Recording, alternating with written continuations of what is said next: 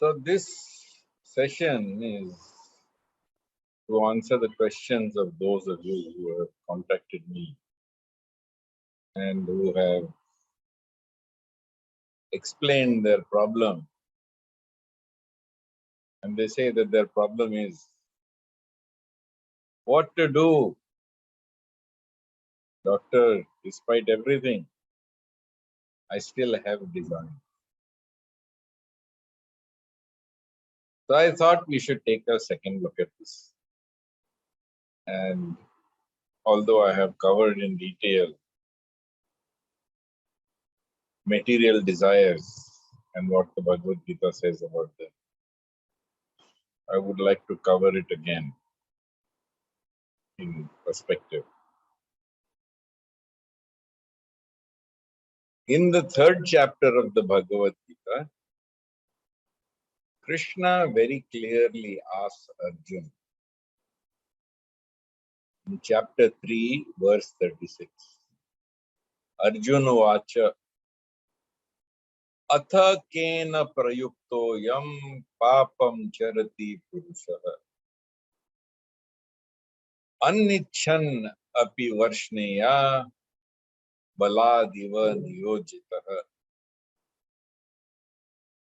Arjuna asks Krishna, why, Krishna, is a person forced to commit sinful activities, even unwillingly, as if by force?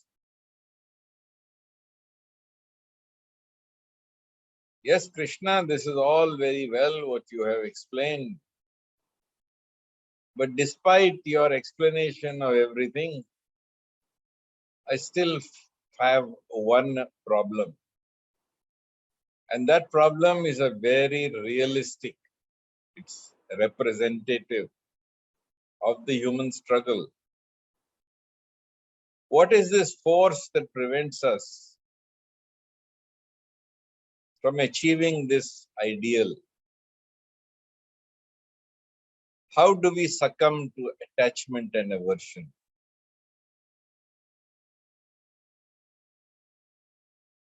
So his question is, why do we persist in engaging in desire, in activities that take us away from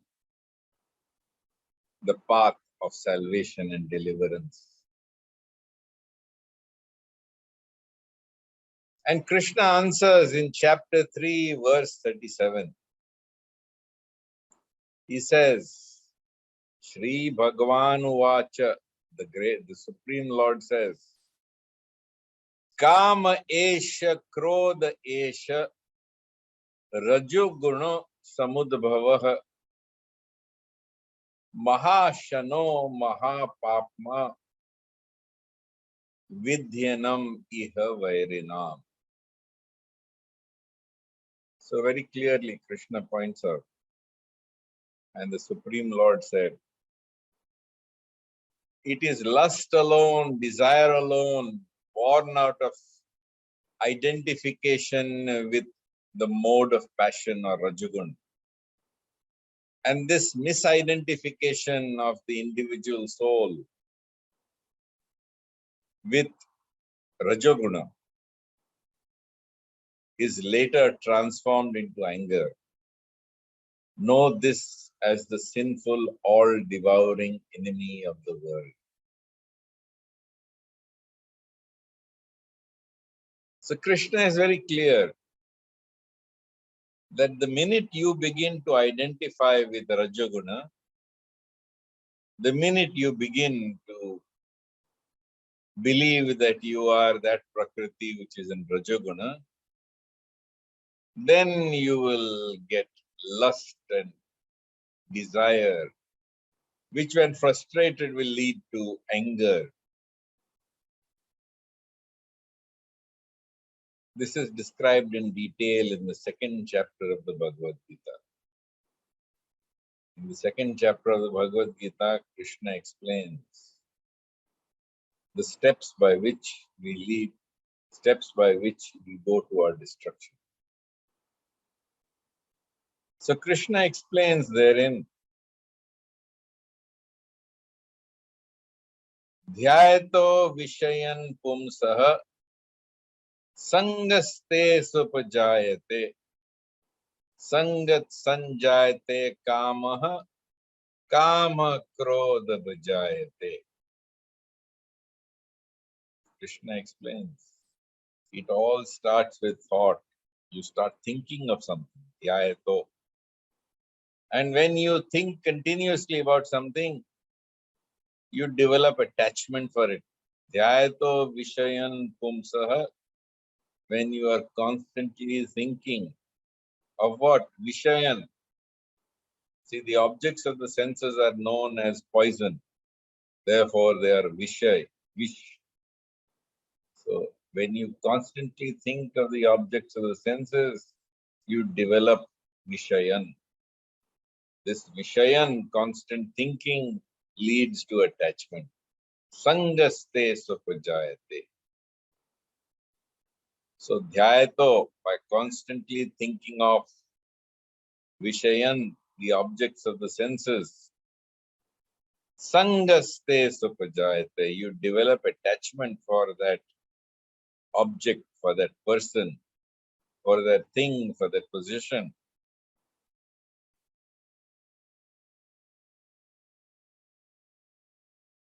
Sangat sanjayate kamaha, and as your attachment increases, the first stage is just thinking about it. That thinking develops into attachment. The attachment leads to strong desire or lust. Sangat sanjayate kamaha, and if someone comes between you and your desire, kamaha krodha vijayate. See, elsewhere Krishna has described that there are 3 gates to hell. Kama krodha tatha lobhas tasmadeta trayam tyajet. There are 3 gates that lead to hell: lust, anger, and greed. When lust is frustrated, it leads to anger. When lust is fulfilled, it leads to greed. I want more. Therefore, Krishna says that when this attachment becomes lust or desire, and that lust or desire becomes indeed frustrated, kamaha krodha vijayate, it becomes anger. Krodhad bhavati sammoha, this anger becomes the wind that blows out the lamp of discrimination and memory in the mind. Many people speak of, I'll explain the translation here, that krodhat bhavati sammoha, sammoha smriti vibhramaha. So it removes the lamp of discrimination in the mind. And along with removing the lamp of discrimination, it makes you completely unaware. It makes you completely unaware of smriti. See, Indian scripture is of 2 types, Shruti and Smriti. Often people translate in this verse Smriti as memory. But the real translation of Smriti here is you forget about the laws and rules of conduct, of behavior. You forget about the laws of the land. You forget about the laws of God. And Smriti, especially, which tells you how to behave in life. When you forget about that, Smriti Brahmashad Buddhi Nasho, you've forgotten, you have lost all caring, all memory of how you should behave socially, how you should behave in society, how you should behave according to the laws of the land. Your discrimination, buddhi nasho, your intelligence is destroyed. Buddhi nashat pranashyati. And when your intelligence and discrimination is destroyed, it leads to destruction. It's very important that people understand that we have inner forces due to our misidentification with Prakriti. Through our misidentification, especially with Rajaguna. And this misidentification, it leads to such attachment for things of the world, for power, for position, for money, for name, for fame, for the opposite sex. And perhaps in this day I should say same sex also. So you are so intoxicated by Kamini and Kanchan. You're intoxicated by sexual objects, whether they are male or female. And you're deluded by your desire and intoxication for gathering more and more wealth. This actually leads to destruction. This leads to destruction. There are actually two types of laws.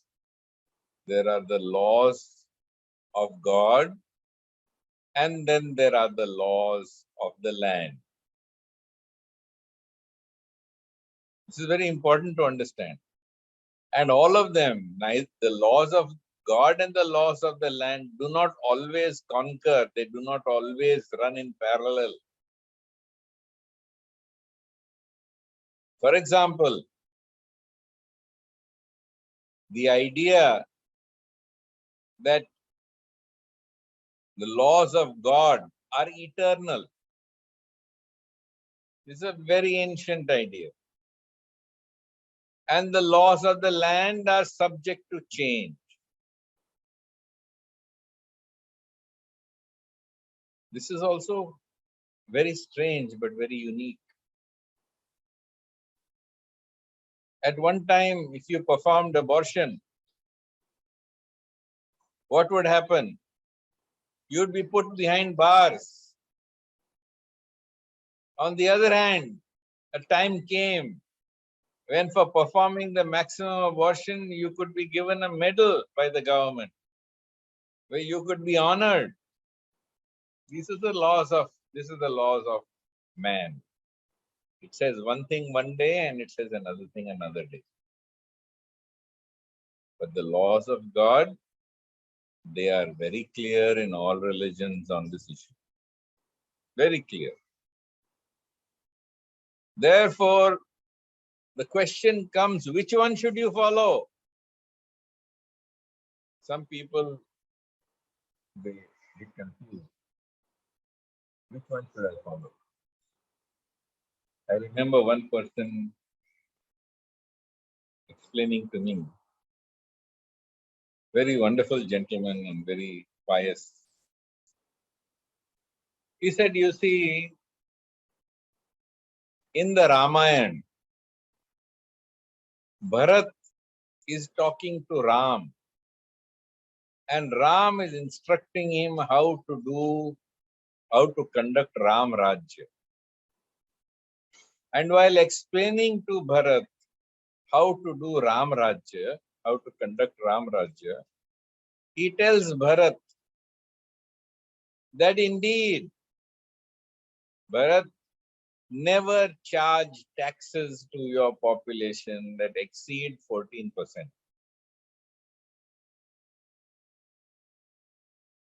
So when I heard this, I said, well, that's not what the government says. So he said, yes. So you see, what I do is I only show the government that income, which eventually results in my paying them only 14%. So this is an example of someone who's following the laws of God, but not necessarily following the laws of the land. Indubitably, this leads to problems.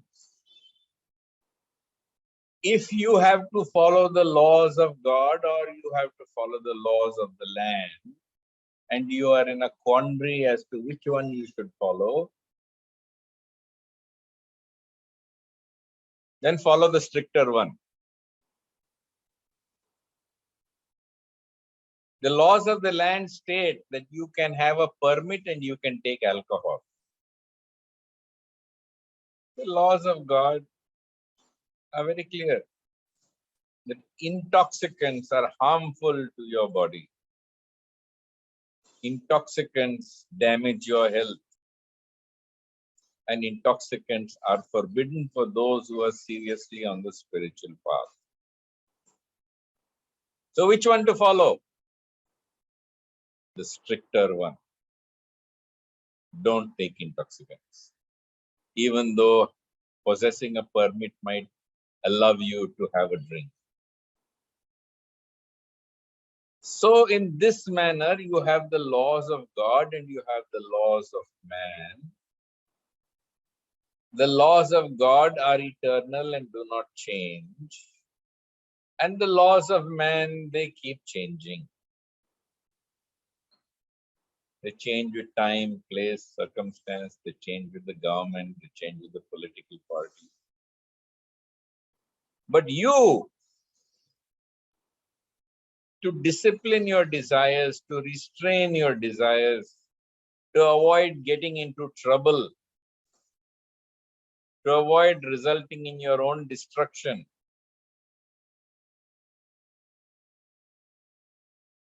you must follow the stricter of the two.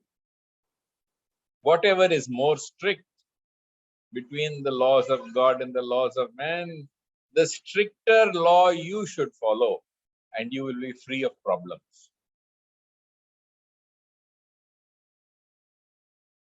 Don't think that you can fool God, and don't think you can fool the taxman. You can't fool either of them. Sooner or later, you will land in a problem. By sooner or later, I mean not just in this life. This attitude you will carry with you life after life after life. And somewhere along the way, you will get caught and you will get trapped. And yes, you may try to run away to London. And you might hire lawyers to prevent you from being extradited. But my friends, you are surely headed for destruction. So the first discipline, you must understand that you must have when you have desires, there is a discipline for desires. So what is the discipline that you follow for desires? The first discipline that you follow for desires is do not allow your desires to make you break the law, neither the law of God nor the law of man. And please follow the stricter law. This way you will always be safe. In the Bhagavad Gita, Krishna explains, right? And what does Krishna explain? He says, I've already covered with you text 37, which says, Kama esha, Krodha esha, Rajoguno samudbhava, Mahashano mahapapma, Vidhyenam iha vairyanam. The essence of spiritual life is to realize that you are the soul. You are not this body, you are not this mind, you are not this intelligence, you are not this sense of self. You are the soul, the observer, the sakshi, the witness, the Atman, the Jiva,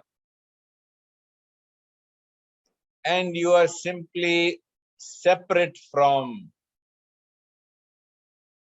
your body, mind, intelligence, and ego. This is very important. In Bhagavad Gita, Krishna explains, Bhumi apo nalo vayur khama mano buddhireva cha ahankara itya me bhinna prakriti ashtada. Earth, water, fire, air, ether, mind, intelligence, and ego, they are part of my inferior separated energies. You are separated from them. Because he says, aparyam itastvanyam prakritim vidhi me param jiva bhutam mahabhao yayedam dharyate jagat. Because indeed he says that you are part of my superior energy who is sustaining and maintaining creation. So please understand this very clearly. I've explained this to you. Those of you who have not heard the talk on the dance of Purush and Prakriti would do well to follow it, study it, because only then will you understand what I mean by saying that you are separate from Prakriti. And because you are separate from Prakriti, you have to understand. I always like this analogy. Imagine that you are a bus driver driving a school bus. And as a school bus driver, you have very clearly a conductor, your conscience, and you have a route where you have to go to drop all these kids, which is clearly the path that you need to follow. It is your swadharma. And while you are driving onward towards your swadharma, the kids in the school bus, all the vasanas, the sankalpas, the ichhas, the kamas, all of them are shouting, school mat leke jana. Take me to the zoo instead. Don't take me to school, take me to the zoo. Somebody else says, no, take us to the circus. Somebody else says, no, let's go to watch the cricket match. So the bus is full of children shouting different things. You are the bus driver. You have the steering wheel in your hand. All you know is the route you have to follow, which is your swadharma. Just ignore the shouting of the children at the back of the bus. Ignore the shouting of the children who are in the bus. And instead, keep your mind on your swadharma, on your duties, on the path that you need to follow, on the mission for which God has created you, the purpose for which God has created you. Focus on that and engage in those activities. The more you listen to the children on the bus, the more you will lose your way. The more you focus on the path that you are given to drive, the more sure you are that you will reach the supreme destination. And of course, because you are driving this bus on the road, follow all the rules and regulations, follow all the traffic rules and regulations. Don't run through a red light. Don't knock down a policeman. Don't run over people on your path. This is called the need to follow the law. Krishna clearly points out, Yah shastra vidhi mutriyaya vartate kamakarata na sa siddhim avapnoti na sukham na param gatim. Krishna very clearly explains to Arjuna that those who disregard the teachings of the scriptures, what teachings? The laws of how you have to behave. Those who act contrary to the rules and regulations of the scriptures, according to the regulations of human behavior, as laid down by God and also laid down by man. Such people do not find peace, such people do not find perfection, such people do not find the supreme destination. And Krishna says that if you start listening to the children on the bus, as a bus driver, you will become covered and overwhelmed. In 3.38, Krishna says, Dhumena vriyate vanir yatha darsho malena cha yatha olben avrito garbhas tatha tene dam avritam. What a beautiful verse.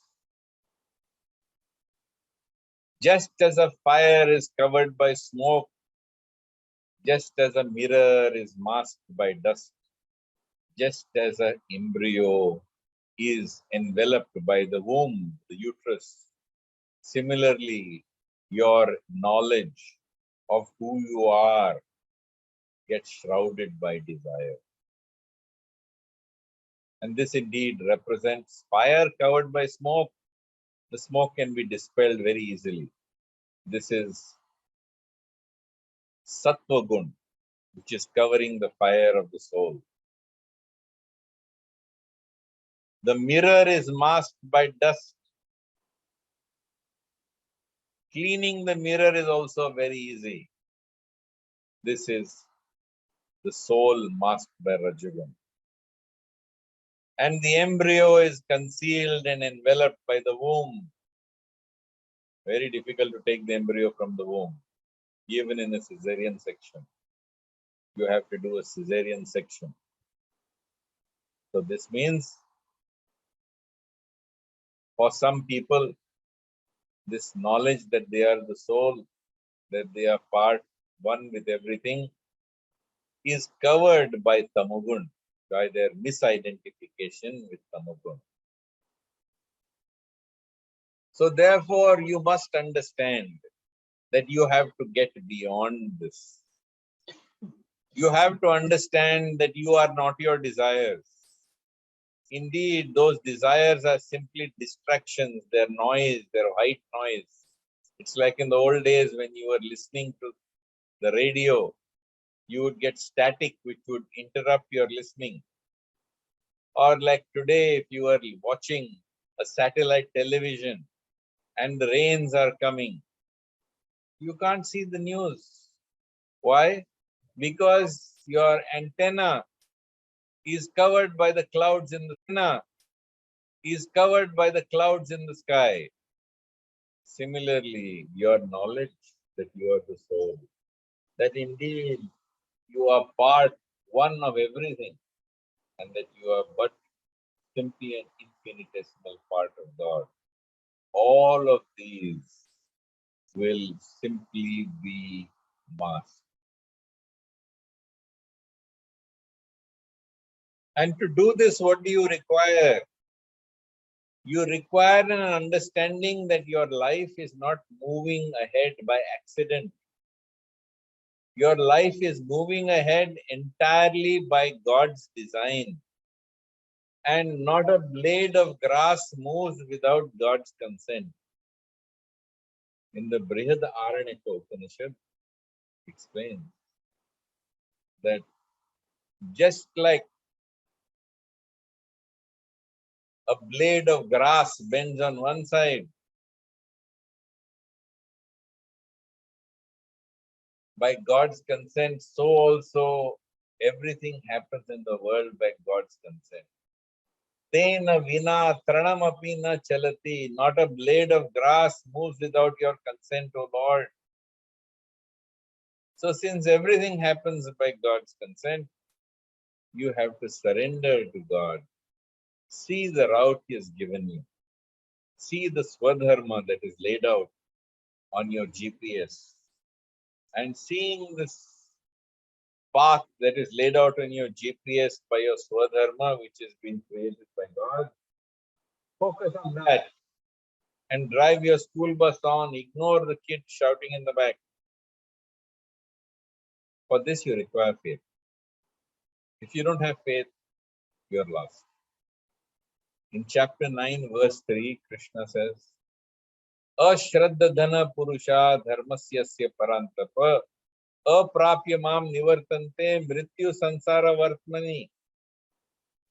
So Krishna says, people who have no faith in this dharma that I am telling you are unable to attain me. O conqueror of enemies, such people come back into this world, into this cycle of birth and death again and again and again and again. This is the path that they begin to follow because they have no faith.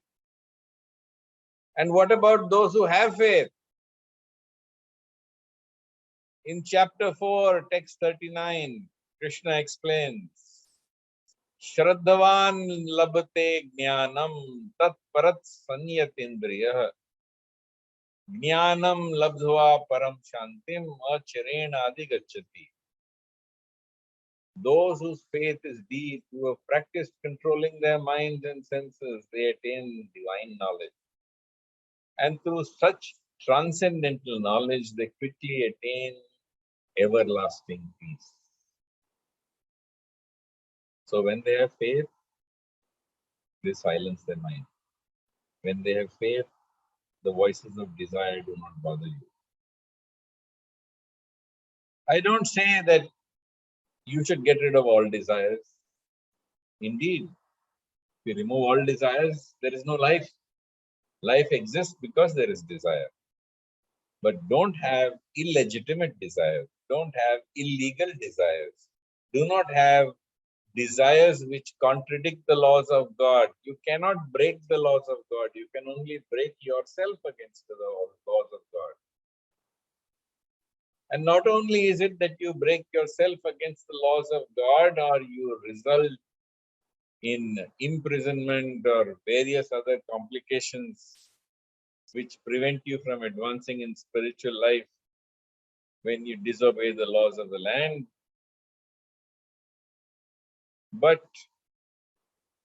when you focus on the path God has given you, when you focus on the GPS and you ignore those desires because you understand you are not the mind, you are not the intelligence, you are not the ego, you are not the body. You are the soul. You are the Atman, you are the Jiva. You are indeed the Purush. All of this is Prakriti. And your job is to surrender to the Supreme Purush. And as you focus on the Supreme Purush and focus on your desires, your life will become easy, successful, and complete. In the Bhagavad, there is a very beautiful verse. It's in the Uddhav Gita. And in that Uddhav Gita, Uddhav explains that, well, there are times when we have desires, and these desires are legitimate desires. And what do we mean by legitimate desires? You want to eat good food, you want to wear nice clothes, you want to, as a woman, you might want to wear jewelry. Well, men also wear jewelry nowadays. You want all these things, and you want them in a legitimate manner without considering yourself to be sinful. So, first of all, I have already discussed with you when I did What is Austerity, that do not aspire to be on a treadmill, constantly escalating your standard of living. Have a thought. Where were you born? Who were your parents? Which home were you born in? What school did you go to? What neighborhood did you live in? The closer you remain to the standard of living you were born into, the more easy, the more painless, and the more comfortable you will be. The more you try to climb socially, the more you try to climb and elevate yourself in your level of enjoyment of the world, then to that extent you will endure suffering. Now, assuming that you're doing what is legitimate, what is normal for your standard of living, then Uddhav says, Swai upabhukta shraga gandha vasho alankar charchita uchishta bhojino dasa swai mayam jayemahi. That, oh Lord, you are so kind, you have not forbidden us to have enjoyment or desires. You are so kind that simply by offering unto you first, what? Garlands, perfume, jewelry, beautiful clothes, delicious food. Once we offer it to you and then we partake of it, we are protected from forgetting you. Because you eat, you enjoy everything as the prasad of the Lord. The sin is not enjoyment, the sin is forgetfulness of God. And enjoyment is specifically dangerous when that enjoyment makes you forget God. But if that enjoyment helps you to remember God because you're enjoying prasad, to that extent you're protected from it. This is what Uddhav says in the Bhagavad Gita. So certainly have faith in God. Because having faith in God, you will realize the truth. What truth? Yaj jnatva na punar moham evam yasyasi pandava sarva bhutani asheshani drakshasya atmanotami. You will realize that indeed the truth is that all beings alive within me, they are in me and they are mine. And thus you will become free from desires, identifying as witness, as the sakshi, as the purush. You will ignore that school bus full of kids whom you're driving. You will focus on the GPS or the swadharma that God has given you. And you will focus on that purpose of your creation, which will give you salvation, liberation, and eternity. So I'll stop here. If anyone has any questions, please feel free to ask. Good morning, sir. So our first question is, how do we keep our desires under check? After telling you Ramayana, now you want to ask Gita.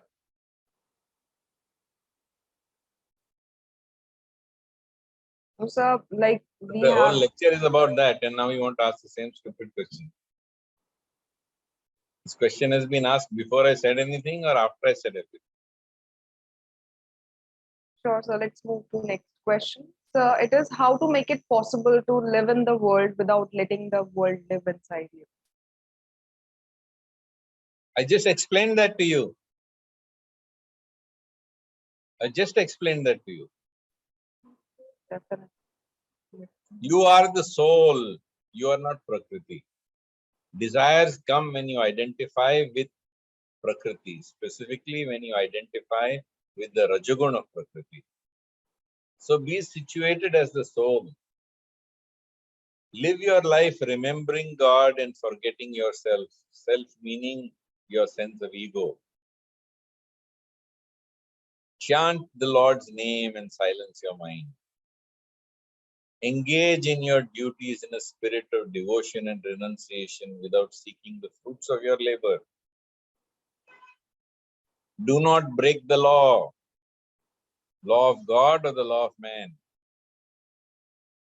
And if you have to enjoy anything in the world, make sure that it is permissible, that you can offer it to God.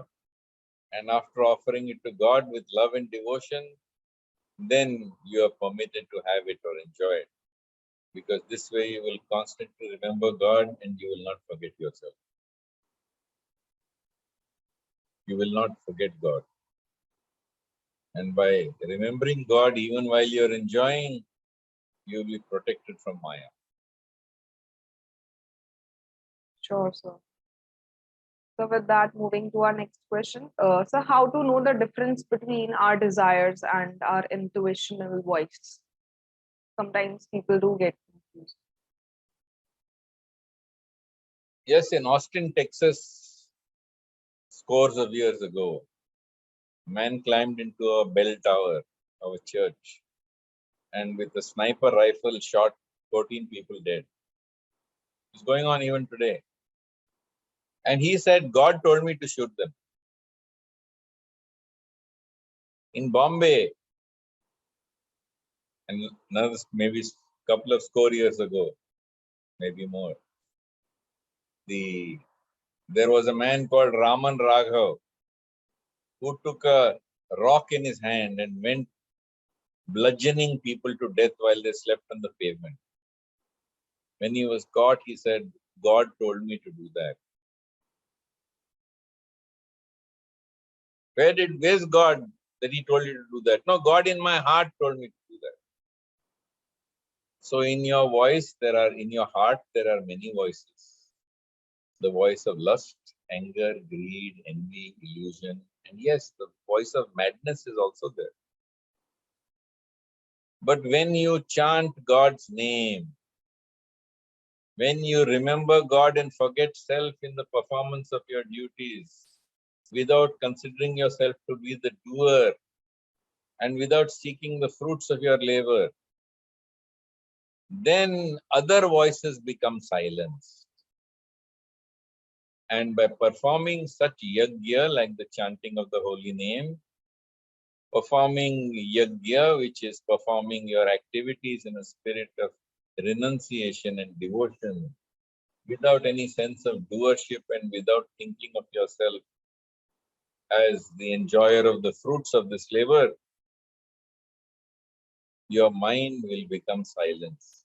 And as your mind becomes silence, the voice of God will become evident to you. Because when other voices are silenced, when your mind is silenced, then God speaks to you from within the heart. Krishna says, Ishvara sarva bhutanam dededeshe arjuna tistati brahmyan sarva bhutani yantrarudani maya. I am seated in your heart and I am driving you onward towards your destiny. You are seated in a machine made of material energy. Tam eva sharanam gaccha sarva bhavena bharata tat prasadat param shantim sthanam prakshashi shashvatam. Surrender unto me and I will take you towards peace, perfection and the supreme destination. He also says, Tesham satatam yuktanam bhajatam priti purvakam dadami buddhi yogam tam yena mamati antite. Tesham evanu kampartham aham ajnana jamtamaha nasham yatma bhavasto jnana deepena vasvataha. He says, for those who are constantly worshipping me, I give them the intelligence by which to come to me. Seated in their heart with a shining lamp of knowledge, I destroy the darkness born out of ignorance. Ananyas chinta yanto mam ye jana paripasate tesham nityabhyuktanam yogakshemam vamyam. He says, for those who are constantly engaged in worshipping me and remembering me, I preserve what they have and I provide what they lack in order to come to me.